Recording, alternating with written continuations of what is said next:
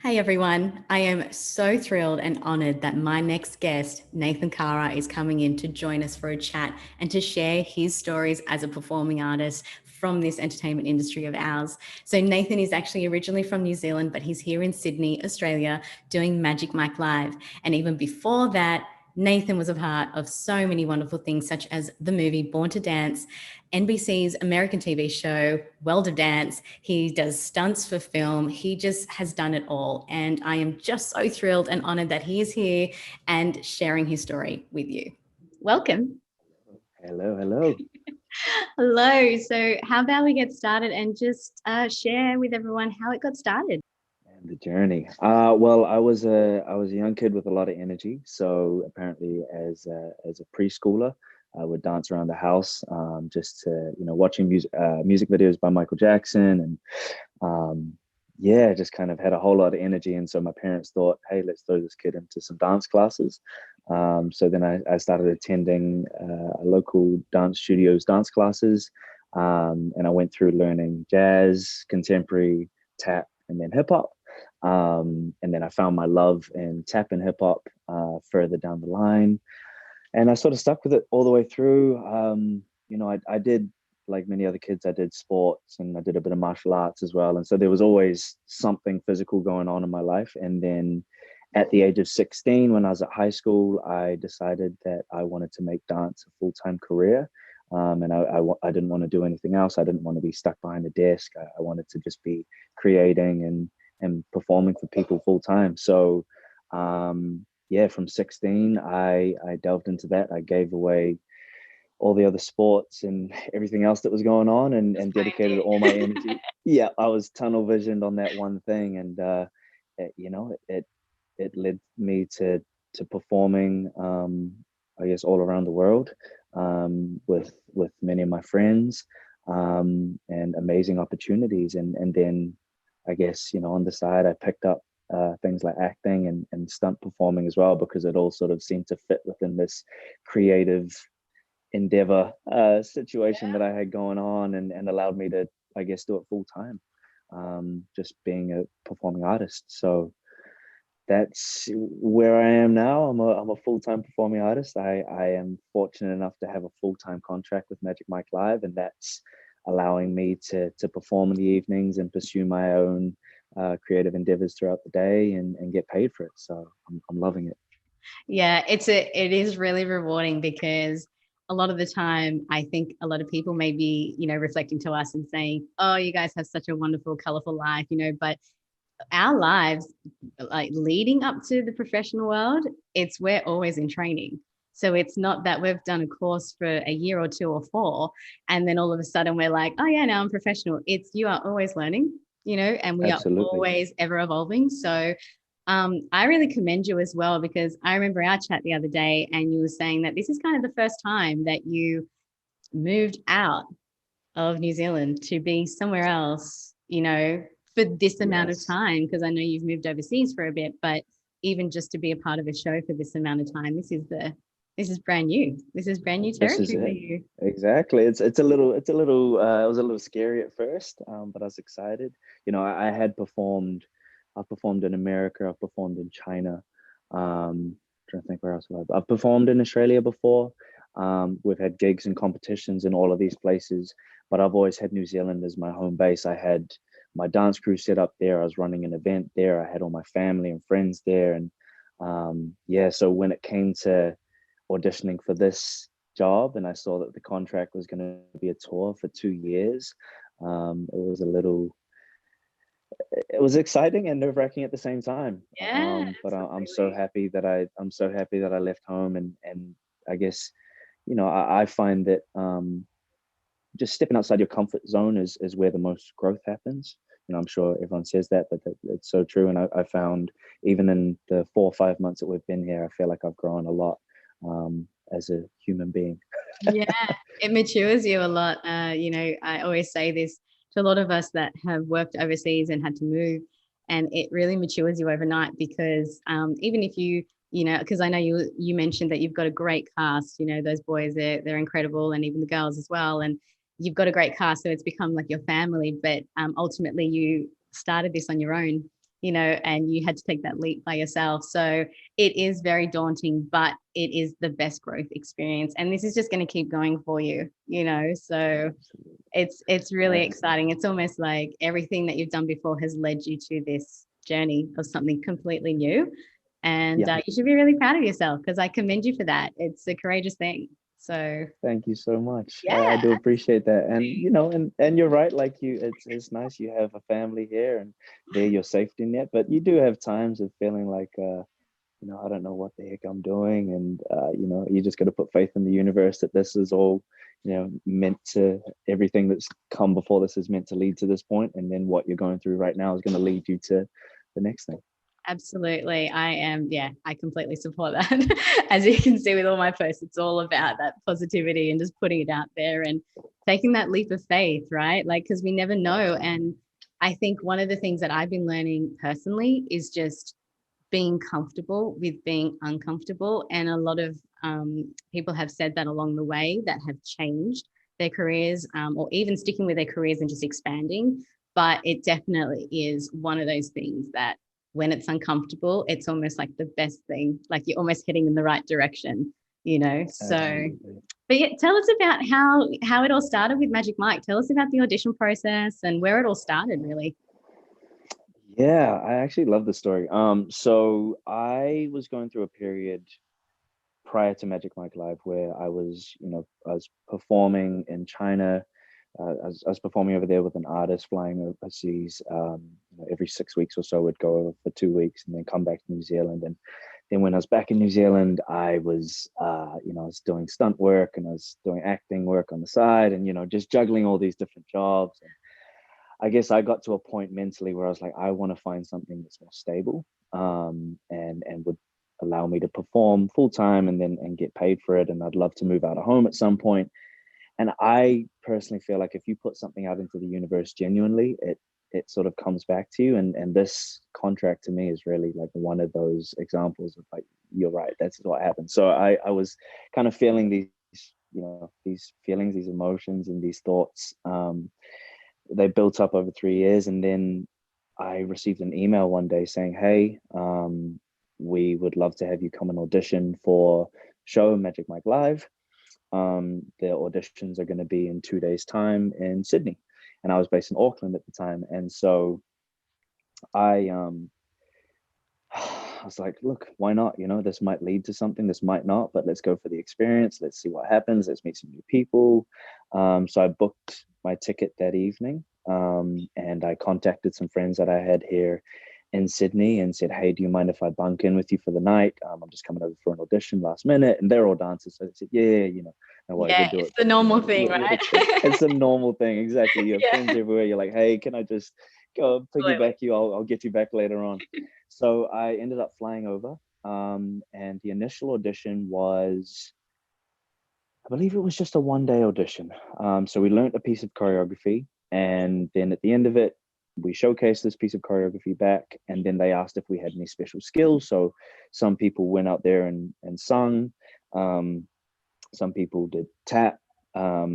Myself, I guess my specialty now is more so in the b-boying, flips, tricks arena. So I told them that I could tap. I told them I'm not a singer at all, but I do know a little bit of, because I'm Māori, we have a little bit of cultural history there, so I know a little bit of kapa haka. And Yeah. I told them I wouldn't be able to sing, but I could maybe do a haka for them. And fortunately for me, there were two other Māori boys in the cast, and they saw me and they were, yeah, we'll do it with you as well. So we ended Yeah, up that's doing this awesome. little haka for them, and then I did flips and tricks, and that was sort of 1 day of audition.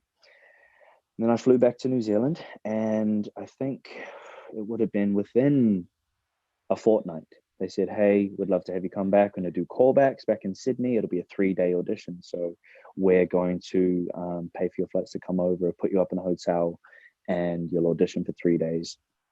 And then that process was, the first day was going through the same piece of choreography that we'd learned a couple weeks earlier, Yeah. with some guys who were from, I think they'd had auditions in Melbourne as well. So they'd cut it down from however many 100 boys had initially auditioned to then I think there were about 50 of us in that final callback situation, at least here in Australia. So we had the first day was doing choreography that we'd previously learnt and performing that back.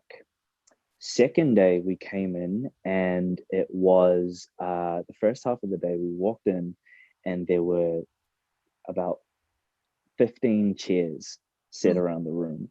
Right. And we kind of walk in and we were like, oh no, what's going on? And then these 15 women come walking in with glasses of champagne and get told to sit down in one of the chairs. And we had to learn how to do this little lap dance situation on them. It was all choreographed, but it was like, we want to see how you interact with these women, and I guess how comfortable you are with them and how comfortable they feel with you. Yeah. And so we learned this piece of choreography, did that, and then there was a little break in between, which we then found out later. So this was kind of like a lunch break situation. We found out later that the choreographers then took these women off to another room and sat and chatted with them and said, hey, so, how did this guy make you feel? What did he say to you? Did you feel like he was a good fit with some other guys you danced with? And so they really got feedback from these people. And these people weren't dancers of any kind. They were friends of the producers and were just local people who took the day off work just to come and get lap dance and get free champagne. And we're like, okay, that's great. So that was really, I guess, that was nerve-wracking for me. I'd never interacted with anyone in that type of way before. I'm a hip-hop dancer, I believe, at core, and I know how to perform solo, but then interacting with someone else in a partner situation is a whole different feel. And like, you have to talk to them and you ask, hey, can I take your hands? Do you mind if we stand up and we dance? Do you mind if I pick you up? Are you okay with that? And you just have this constant back and forth. So that was really cool. And then the second half of the day was special skills again. So they had a drum kit set up and they set up a mic and they got guitars in. And like, if you could do those types of things, you go for it. Otherwise, if you were like me and you couldn't play any musical instruments or sing, then they asked if you could do create a solo. And so for me, I put a little bit of tap in there, did a little bit of stomping, and then like a hip hop based piece. Amazing. Yeah, so that was the second day. And then as we came to the end of the second day, there was a compulsory bar meet and greet situation. So the company had paid for us all to go to a bar together in the evening, and just in a relaxed setting. They had set up a tab and they said, hey, we want you guys to come along for the night. And really what they were doing was they were scoping out how we would interact with each other as well. So they had all 50 guys, cool, coming along, and so we were all drinking together and just chatting, and they'd come up to each of us and just kind of, they'd be in conversation, and obviously they were just taking note and compiling all this information. I also forgot to mention that on the second day, they did an interview section as well, where individually we were pulled into a room and they asked us questions about, who is a female role model in your life? Can you tell us about your family? I guess, what are your goals for the future? So they wanted to see what type of people we were outside of the performing aspect, because a lot of Magic Mike is, yes, we're on stage performing for people, but there's a lot of interaction, and they want to make sure that we're genuine people, and we are able to converse with people, as we perform, and that everyone who comes as well. I think that's exactly something that's really important. Sorry to interject there. Is like, no, absolutely. I've seen the show twice, but it's one of those things that each time I saw it was like watching a new show, because it was like I was obviously sitting different places, but it's not. And I just want to put this out there for everybody. It's not what you think it is. It is so much more, because there is so much talent. You guys are so incredibly talented. So yeah, you've got the drums, you've got the piano, you've got the guitar, you've got singing, you've got tapping, it's so much in there that you're just kind of like, what? My favorite thing is that you guys just kind of pop up from everywhere. So it's like, it's a full 360 degree. Really, like you stood behind me and I was like, oh, hey, Nathan, like, so it's kind of like that. It's really fun because yes, it's interactive, but you guys, I want to say from an audience member and also like performing background, how much you take on per show is incredible. And it's not just a strip show for everyone that just thinks like Magic Mike's just a strip show. yeah, you guys take off your tops, whatever. But in all of that, you guys still do dance with your clothes on. So it's like, Absolutely. it's not that. Absolutely. And I think they have showcased every single one of you genuinely with what you bring to the table. And I love listening to the audition process because I think that's what makes the show so great. They have gone in and just really researched the dancers, and not just, Absolutely. are you going to look amazing on stage? It's really like, are you going to be okay speaking to someone like in the crowd, and sometimes the crowd isn't that tame either. Because from one experience to the other, I saw a crowd that was tame and a crowd that wasn't so tame. And I was like, oh no, my heart for all of you. I was like, how are they even going to get through these crowds right now? Like, but you do. And I commend you all because I think you're all so incredibly talented. And it takes a lot to do what you guys are doing up there 2 times a day, 3 times a day. Like, it's a lot. So yeah, It is a lot. I just want Yeah, to bring that yeah. into the mix as well. So No, absolutely. Thank you. And I completely agree. It is something that they wanted to see, that they were going to get a group of guys who are going to be able to handle any situation, any type of crowd. Some crowds we have is super quiet and we have to put a lot more energy into it. And in some crowds we have a lot of energy. And you're right, some people get, we've had some disrespectful things said, or we've had things thrown at us, and it's a whole lot of energy, and you got to find a group of guys who are going to be able to handle that situation together.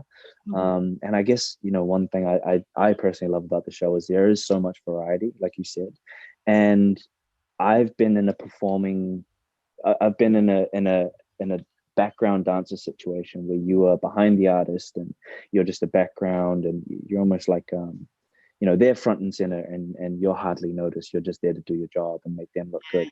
you're the color and patterns behind. Yeah.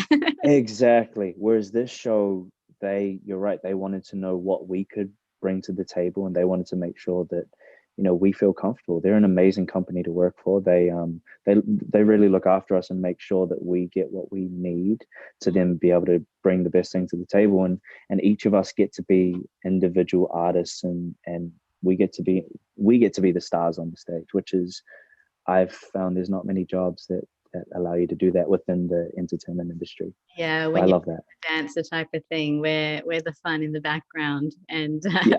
yeah, it takes a lot of mixture of different jobs in order to feel a difference yourself as a performer, because you kind of end up molding in a certain way to that show. And again, I don't know, I just think for this show, it's really showcased you all so well for up and coming things, because it doesn't, you're not just one in the crowd, and it's nice that even like with the host and things, like they name you all by name. Like, it's not like you type of thing. It's like, I think it was the second show I was on. They're like, Nathan, do that thing I love the most. And then you just like did this huge flip thing off the stage. And I was like, okay, that's fun. Like, it's things like that I'm like, it just makes it fun for everyone because it brings the audience in with you, not just watching from afar. So Absolutely. yeah, I love Absolutely. And even just the intro stuff, like our MCs are amazing. They Yes. scripted out all of their jokes. They're all, I think, stand-up comedians, or they've worked in theater as comedians. And so they had that comedic background. But when we all first met in Belgium, when we were doing rehearsals, as a cast, So that's a big. they were sitting. They flew you over to Belgium for rehearsals, right? They did. We were over in Belgium for 5 weeks rehearsing as they built this amazing Spiegel tent, which is only built by this one family based in Antwerp. And so it was custom designed just for us. So we had to fly to them to go do rehearsals so that we could be in this tent space. And then they shipped the tent out here to Australia, and now it's traveling around the world with us. So, I think it's really fun where the hosts, we pop up right in the beginning. You've seen the show twice, so you've seen us all pop up around, and they base what they say upon how they interact with us, in the first time, and based upon our look. So you get Jake, who he's got the long hair and he's got the tattoos. He had never played the drum in his life. He's now the drummer for the show. They paid for him to have drumming lessons so that he he could perform as a drummer in the show, because so natural up there. Like you would exactly, think he is. you would think so. And so they, I mean, he's flying down like from the ceiling too, by the way, if you haven't seen the show. By the way. Yeah, No. it's amazing. You guys got to come see that if you haven't seen it's, Jake is incredible, and I know he was freaking out. I laugh about it with him now, because he was freaking out. He didn't know he was going to be the drummer. We got into rehearsals in I think it was in Melbourne, when we were doing a promo shoot, and they asked him, "Hey, how's your drum lessons going?" And he goes, "What drum lessons?" But now he's he's so natural at it. But they base certain things that they say in the show upon the look that we have. You've got Jake, who looks like this muso, and now he plays the drums. So they're like, we have a sexy musician. And then, they got me, and they said, the guy with the really great smile. And so they base it off things that really are, I guess, a part of who we are as a look, or as a personality. Or so you do get to meet us, more so than just seeing us play characters on stage. You get to know certain things about us, who we are within the show. Yeah, well, that's what I mean. I think it's really cool that they actually, use your real names for one. So it's not just like a character. It's like actually you guys up there. I just think, and the fact that you guys got to rehearse over there, build the show over there. Did you open over there as well? Or was that just rehearsals, but you opened here? I think it was technically dress rehearsals that we did, but there was 2 full shows that we did before we left, and that was one for us to experience an audience, but 2 because this tent was being built in the middle of this farmland area, and the what's the word I'm looking for, the sound restriction and it hadn't quite been figured out within the tent, like the barriers. Right. And so the sound was being blasted all the way across, sort of the town, and there were all these town folk and farmers, and so they were hearing our music every day for like 2 weeks straight. And so well, I think after maybe a couple of days of listening to Pony back to back, they probably were over it. So the company invited them to come out and watch the show, and so we had 2 amazing performances with packed crowds, which we had I think some Belgian monks came through, and they supplied beer that they'd gone and made up in their own place. And you had all going to this show. What? I know. And we had like the farmers' wives were sitting in the crowd, and then all the men, the husbands we found were like just drinking up the back, and we were just like, "Hey guys, how you doing?" They're like, "Hey, good show, fellas." It was a really cool experience. Yeah, that's so cool. And then obviously we know COVID hit, whatever, and then you guys had to hold it off for a bit. But I think your company is amazing that they somehow kept it going in a safe way for everyone to continue coming through. And I think, I don't know if I'm wrong in saying this, but you may have been one of the first shows to be able to have that was live, to have a crowd in, because a lot of the time, obviously all the theaters closed, everything closed, but you guys managed to be able to have smaller crowds, but still put on a good show. So I think that's Absolutely. Really, like, your company's to be commended for that as well, for doing that, because it's so hard in that environment of thinking, what do you do, and you've got like your family that you have to look after as well, and I think they've done a really, really great job. So Absolutely. Yeah, they definitely took it as like a creative challenge to see how they could alter the show to make it even better. To be honest, I think they wanted to challenge themselves to see if they could create a show that was better under a COVID climate than it was before, and they managed to achieve that and keep everyone safe. We're really happy to be working with them. Absolutely, because like I said, like going from the first show to the second show, just the second show alone was packed. I mean, it was a full house, that second show, so and completely different vibe. But I also want to talk about, like things like Born to Dance and World of Dance, like all of those things you've been a part of as well. Like, tell us about that. Yeah. Where to start? Well, I guess Born to Dance. We'll start with Born to Dance. Born to Dance was a really fun experience for me. That was my first ever film. So it was a feature film in New Zealand. It was New Zealand's first ever dance feature film. So that was really exciting. It was choreographed by Paris, and it featured a ton of different dancers from all over. And so it was at this point in time, I'd done a few commercials, and I'd gotten into training a little bit of acting. But then the audition came up for this feature film that it was dancing and acting, and fortunately, I booked a role that allowed me to do both. So I got to play a character role. Yeah, I had a speaking role. It was fun. It was again a little nerve-wracking, but I felt like I learned a lot, and I made a lot of friends doing that. I think it's funny how the character that they got me to portray in this film was this sort of flirtatious dancer dude who does flips and tricks, and so it's kind of the same. Maybe it's just part of me, but it's the same thing I feel like I'm doing with. No, not at all. Look, I'm fine with it. I was having fun, but no, it was a great time. Yeah, I think the cool thing about Born to Dance was that there's a lot of dance crews in New Zealand, but I think a lot of the dance crews, all we really do is we compete against each other. We don't really interact and mingle, and so Born to Dance was an experience, I think, for a lot of us, where the first time we came out of our own crews in our own areas and started mixing and making friends across the different dance crews, which was a lot of fun. Yeah, because you did mention it was very competitive. It's very competitive there when it comes to crews and all of that stuff as well. So that's really cool, I guess, for you guys to, again, that's another comfort zone barrier thing that you guys had to break, because you've got your people that you're always with, your security net, and then all of a sudden you're mixing all of that. So absolutely, yeah, I think that's cool. Yeah, and lots of different, different styles. We all come from different backgrounds and different walks of life, and so to come across different points of view, and we were working on that movie for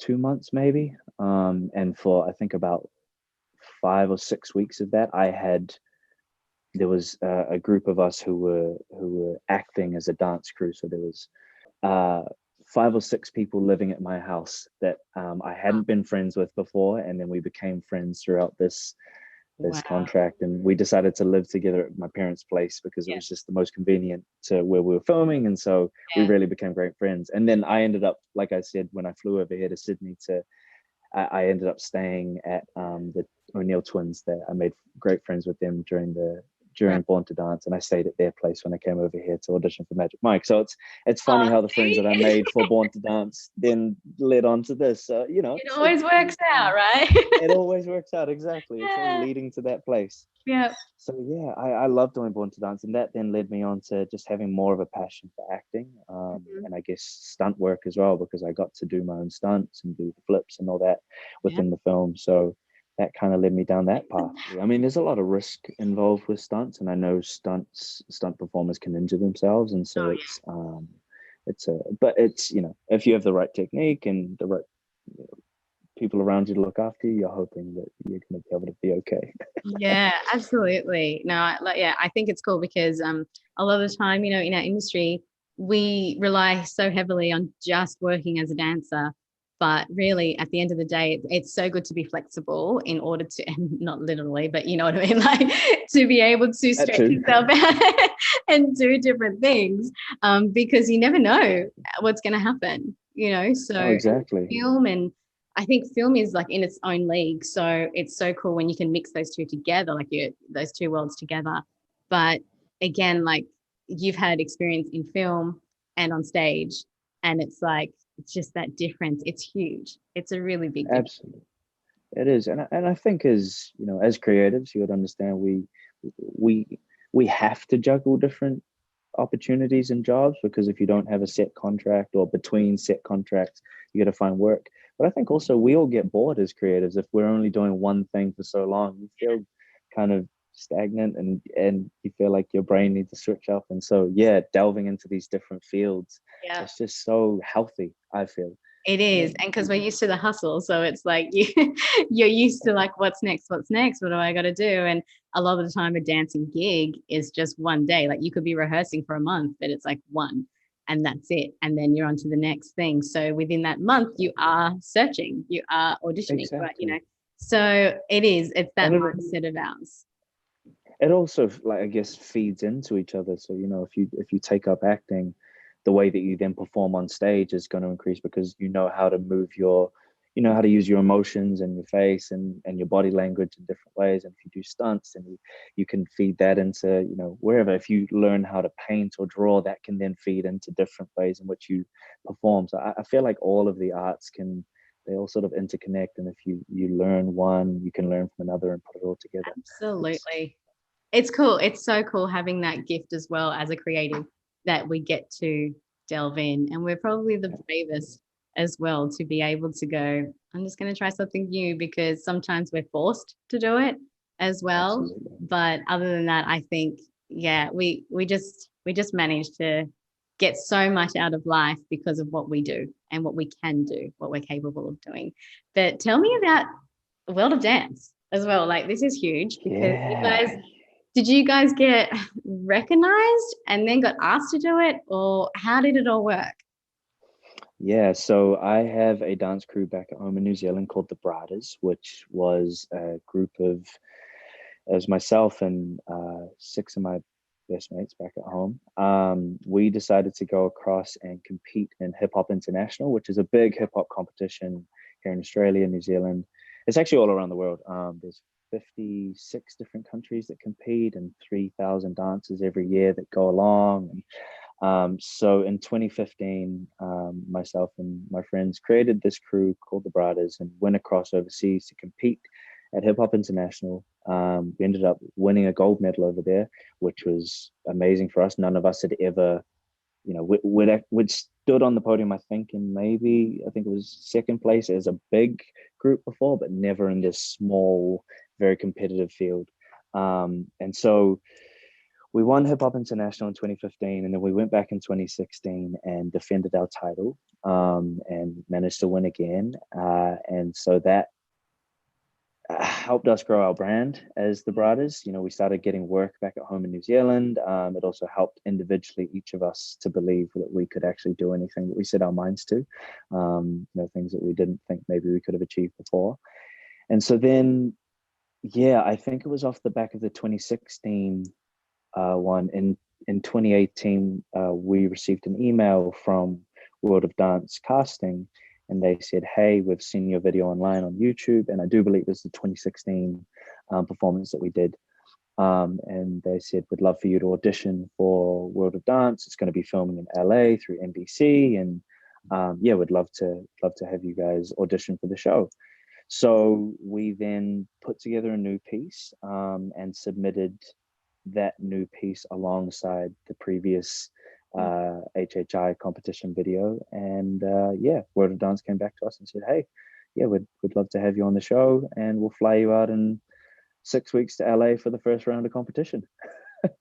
And for any dancer out there, that is huge, to be recognized, to be noticed from what you just love doing. I mean, did you just have to pinch yourself at a certain point to be like, hang on, wait a minute, like, who just sent me an email right now? Like, it's incredible, like, you should be so proud as well, you and everyone involved. Like, it's huge.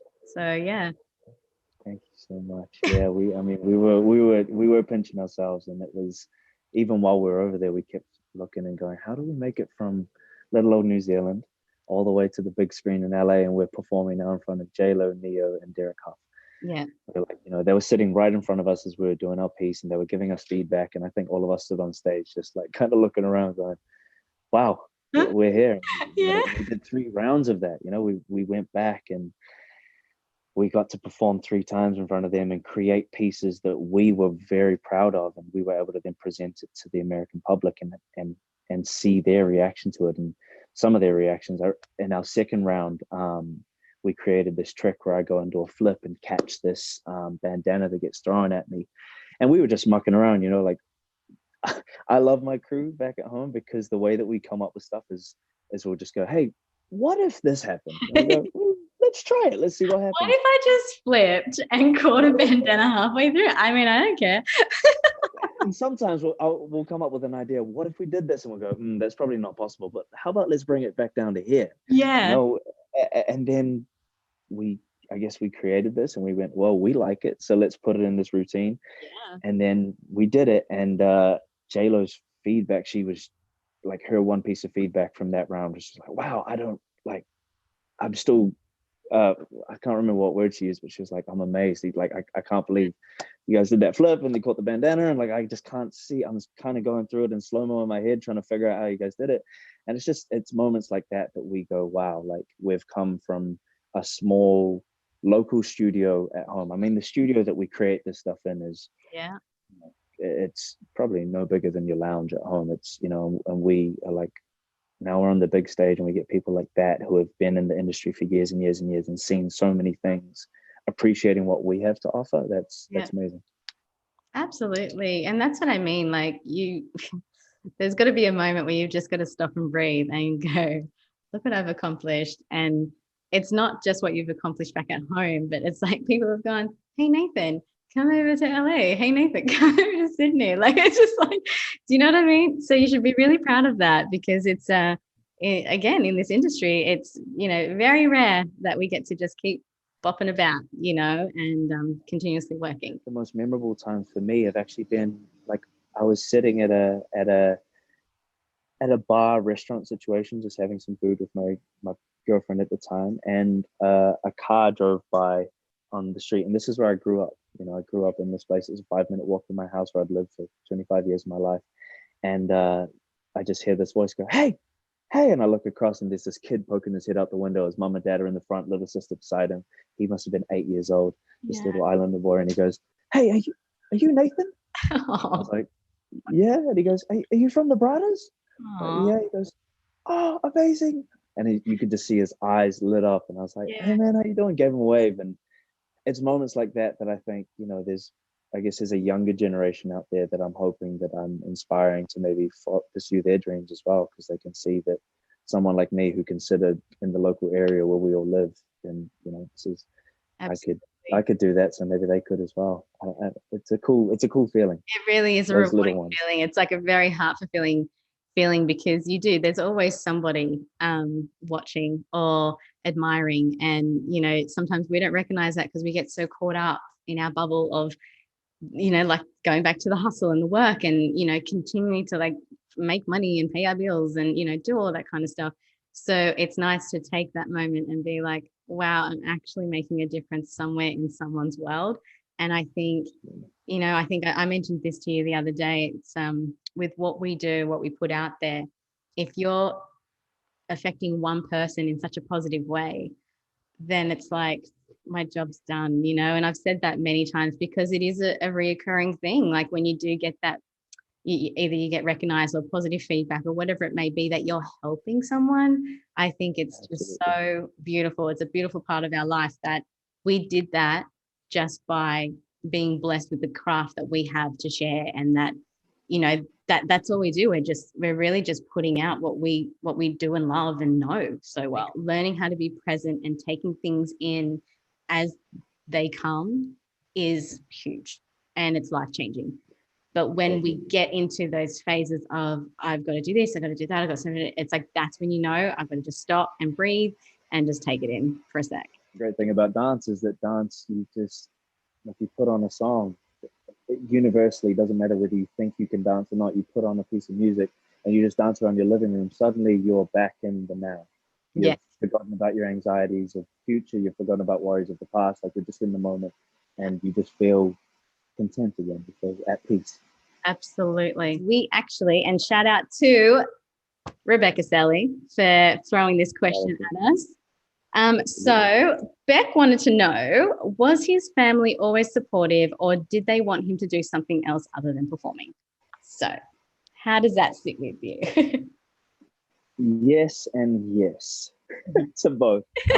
So background, my father he's a sports doctor, and he was involved with sports heavily as a kid, and still to this day, he works within the rugby teams, and he's worked with multiple different, he plays softball, football himself, and so he's done the sports lifestyle. He travels a lot with sport. My mom, on the other hand, she's now an accountant, but she was a rhythmic before, and she went over to the Commonwealth and Wow. Games. So I guess they both understand a traveling lifestyle and that you can make money doing your passion. I sometimes wonder if my dad maybe wanted me to do sports rather than dance when I was younger, simply because when I was starting in the studio, it wasn't popular for a lot of guys to dance. It was more of a female orientated situation. And so I wondered if maybe it was less traditional, but if maybe there was a fear around me, being labeled a certain thing, or maybe not have feeling a sense of self-worth because I was doing something outside of the norm. And so I did sports as a kid, and my dad was always supportive of dance. I just think he didn't quite understand the full passion that I developed for it until would have been, I don't know, five, maybe 5, 6 years ago. He ended up joining a dad's hip hop crew at the Oh, local yes, studio where I Dad. grew up. And so he's this, sport head. He'd play rugby and did all Yeah. this. He'd never really dance. He can sing a little bit, but he'd never really dance apart from drunk at parties. And he ended up joining this hip hop dance crew with all the dads who were the fathers of the sons who were my Oh, mates who were in my crew. All of our dads ended up joining this dance crew and being taught by my first ever hip hop teacher. And so then he got to go on stage and perform, and it was so funny looking in the living room at home.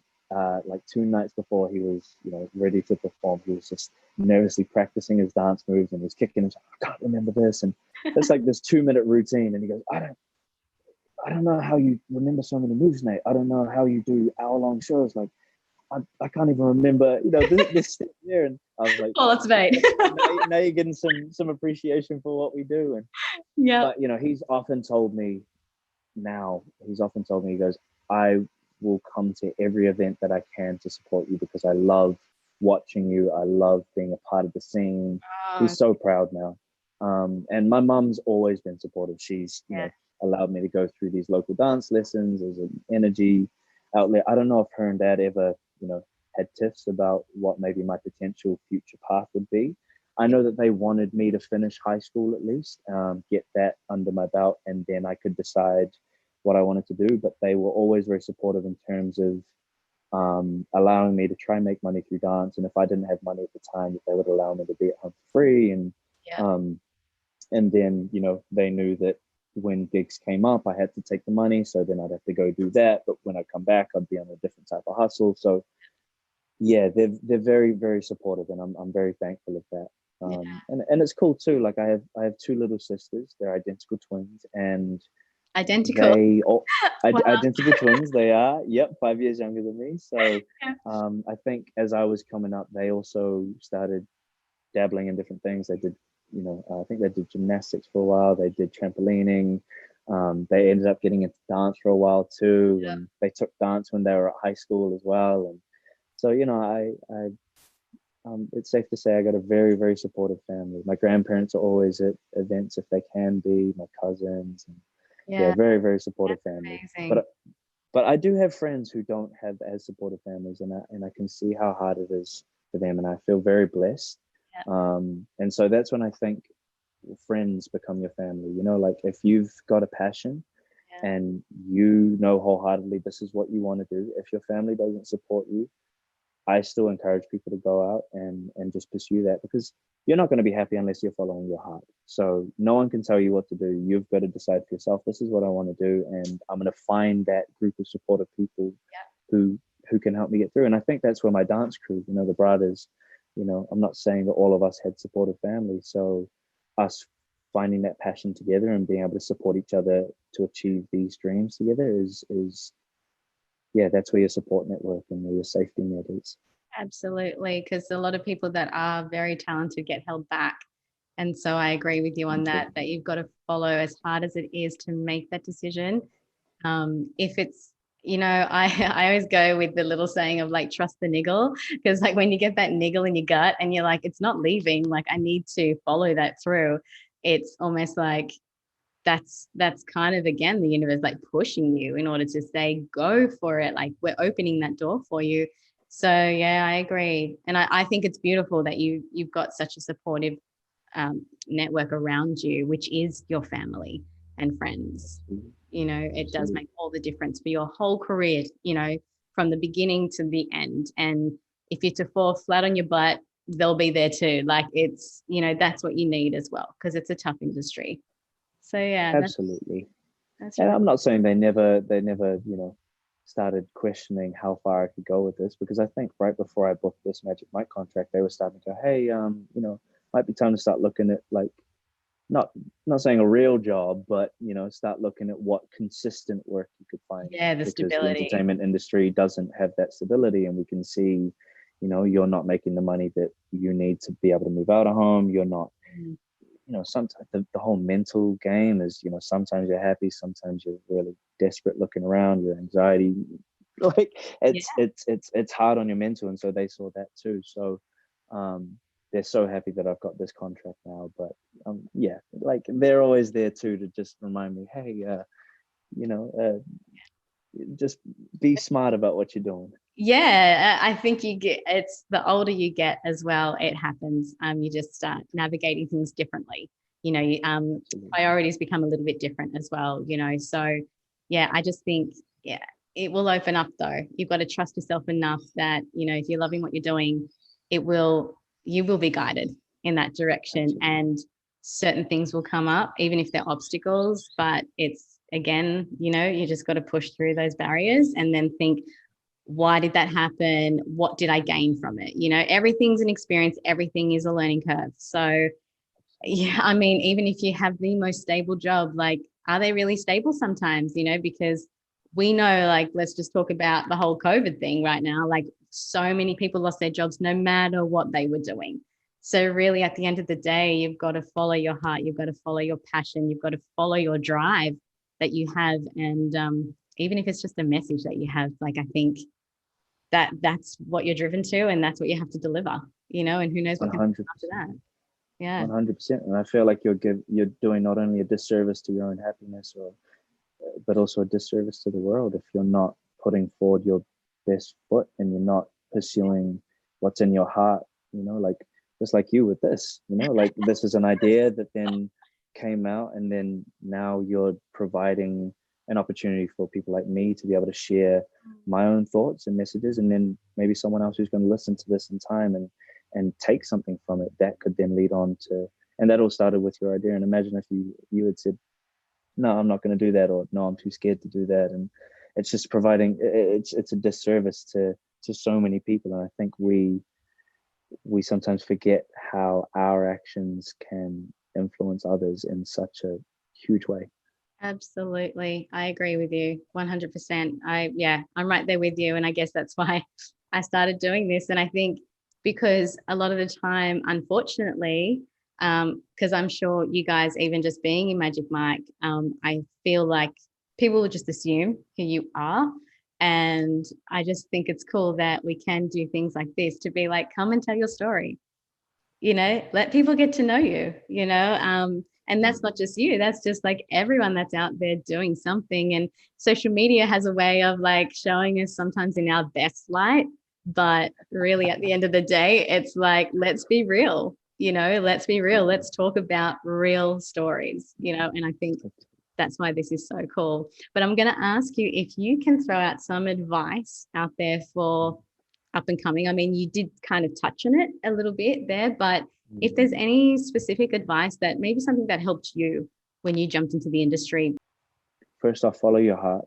You know, I think you know in your gut what is the right path for you. You know in your gut when you're, I think maybe less so you know what is the right path for you, but you know what is the wrong path for you. So when you're doing something that you know is not right, just deviate from that course and try and bring yourself back onto this path where you feel true and authentic.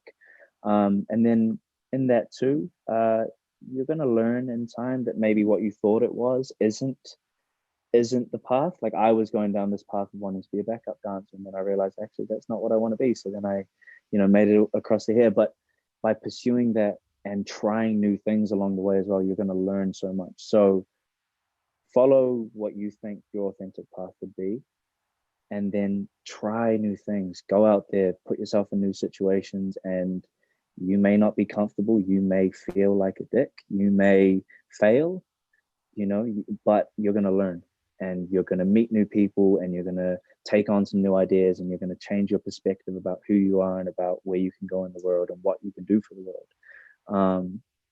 I think those are probably two things that I've tried my best to follow. Yep. And I think just, be good to people around you, but also be good to yourself. Don't ever, doubt your own power, and be kind to people, but also put yourself first if you need to, because sometimes, you can put others first and you sabotage your own happiness and your own opportunities. So make sure that you're happy with who you are as well. In terms of practical advice, just get out. If you have an idea, if you have something that you want to do today, tomorrow, like put it down in the calendar and go do it. Don't put it off to tomorrow or the next week or whatever. Just go do it, and get out of that little. I think we like to sit in that comfort bubble a little bit too much. So be uncomfortable. Long, yeah. And what's that quote, that if you do one thing a day that scares you, it's gonna cause you growth, and you're gonna get growth from doing one thing a day that scares you. So see if you can find something this week, even if it's not every day, this week, that scares you, that you can try. If you liked that video, I would love for you to like, share, and subscribe to my channel and hit that notification bell. And if you want to see what Uncensored and Real is all about, then there's a link in the description box down below. But head to my website, uncensoredandreal.net, and you will see everything that is up and coming for 2021.